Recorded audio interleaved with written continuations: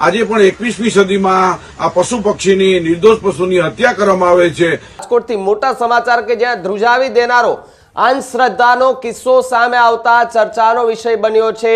ચૌહાણ પરિવારના માંડવામાં આ બલિ ચડાવવાની ઘટના જે છે તે પ્રકાશમાં આવી છે।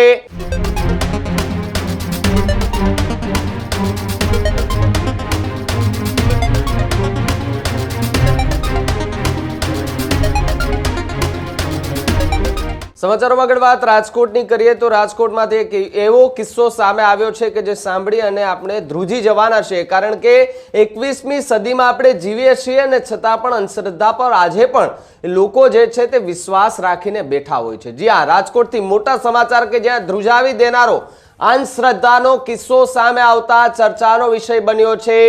માતાજીના માંડવામાં 6 જેટલા પશુઓની બલિ ચડાવવામાં આવી હોવાની વાત સામે આવી રહી છે।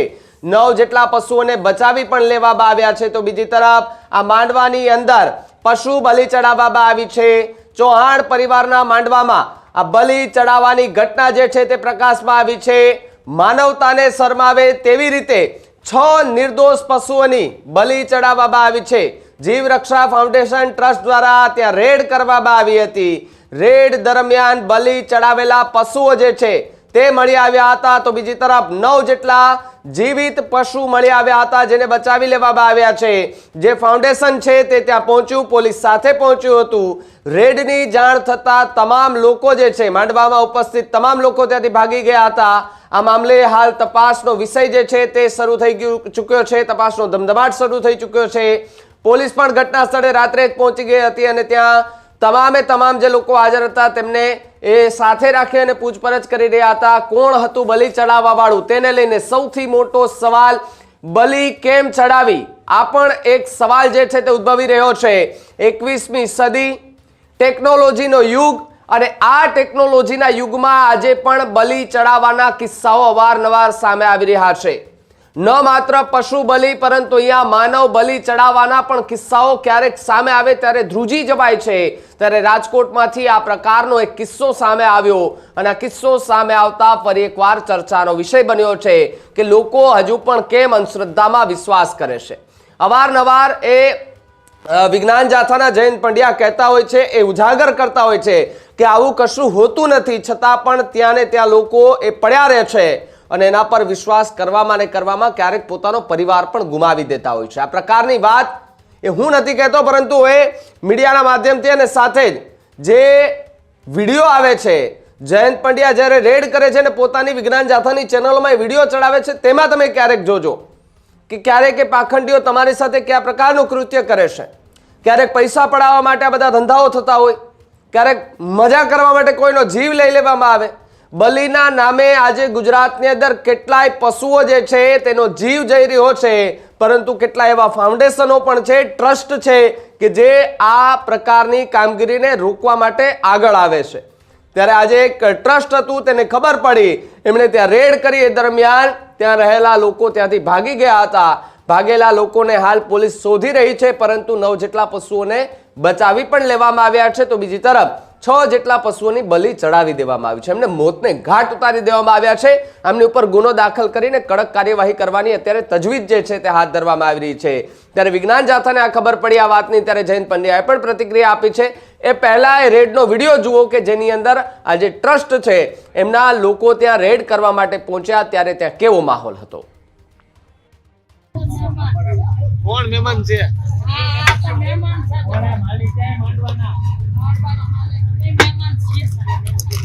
બોલો, રાહુલ ને ફોન કરો। હે રાહુલ કોણ? હે રાહુલ, આ માંડવા કોના માંડવા માં આવ્યા તમે? મહેમાન છો ને? હા, તો રાહુલ કોણ છે? રાહુલભાઈ ને બોલાવો। અરવિંદ ચૌહાણ। અરવિંદભાઈ કોણ છે? તો હમણાં જ વયા ગયા। અરવિંદ કોણ? અરવિંદ ગાળું નતું પહેરવું,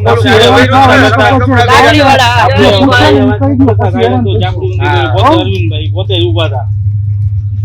પછી બધા હેરાન થઈશું। હા, તમને બધાને લઈ ગયા છો મહેમાનો ગમે કોઈ બોલવા માંડો તો હું પ્રેમથી કરતી તો સ્થળે જે હાજર હોય જેનું જ નામ આવે, પછી જે હોય કે ન હોય મહેમાનો જ હલવાય બિચારા। અત્યારે અમે આવ્યા ત્યારે હું કીધું કે અહીંયા તો શાક સાપડી ઊંચી હોય, બલી એમને મારી ગઈ। અહીંયા ખબર હે તમને કઈ?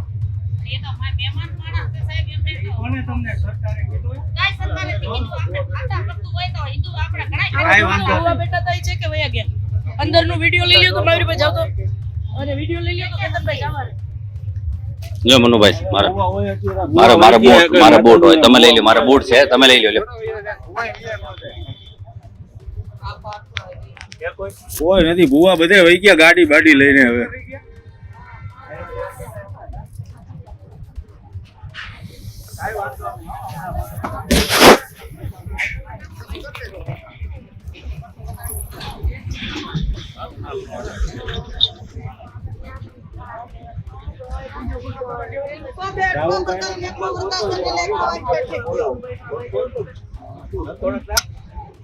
રાજકોટમાં ગ્રીનલેન્ડ પાસે માત્ર ને માત્ર માનતાના નામે રોગ મટી જવાના માટે 6 બોકડાની બલી ચડાવી દેવામાં આવી છે. કુલ 15 બોકડા હતા. આજે પણ 21મી સદીમાં આ પશુ પક્ષીની, નિર્દોષ પશુની હત્યા કરવામાં આવે છે. એને વિજ્ઞાન જાતા કડક શબ્દોમાં આલોચના સાથે વખોડે છે. આ પ્રથા તાત્કાલિક અર્થે રાજ્ય કેન્દ્ર સરકારે કડક કાયદો બનાવી અને બંધ કરવાની તાતી જરૂરિયાત છે. જામીન ન મળે તે પ્રકારનો ધારો બનાવવાની જરૂર છે. વિજ્ઞાન જાથા માગણી કરે છે કે માત્ર ને માત્ર મનોરંજન ખાતર કે મિજબાની ખાતર કે માનતાના નામે, પરંપરાના નામે આ ગેરમાન્યતા પ્રવર્તે છે તે બંધ થવી જોઈએ. આજે 6 બોકડા છે એની હત્યા કરવામાં આવી છે. માત્ર રોગ મટી જવાના કારણે આવી ક્રૂર માન્યતા છે એને તિલાંજલિ આપવાની આપણે સાથે મળીને સૌ પ્રયત્ન કરીએ.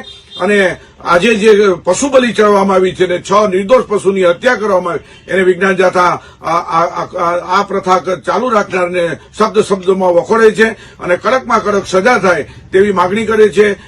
વિજ્ઞાન જાથા જીવ રક્ષા ફાઉન્ડેશનને પણ અભિનંદન આપે છે કે તેમને સાહસ કરી અને અટકાવવાનો પ્રયત્ન કરેલ છે અને ગુનો દાખલ થવાની પ્રક્રિયા ચાલુ છે, પંચનામું ચાલુ છે અને આ બધી પ્રક્રિયાની અંદર જન આંદોલન એટલે લોકો સ્વયંભૂ જોડાય અને ગામડે ગામડે યુવા મિત્રો જાગૃત થાય અને અટકાવવા માટે પ્રયત્ન કરે તેની તાતી જરૂરિયાત છે.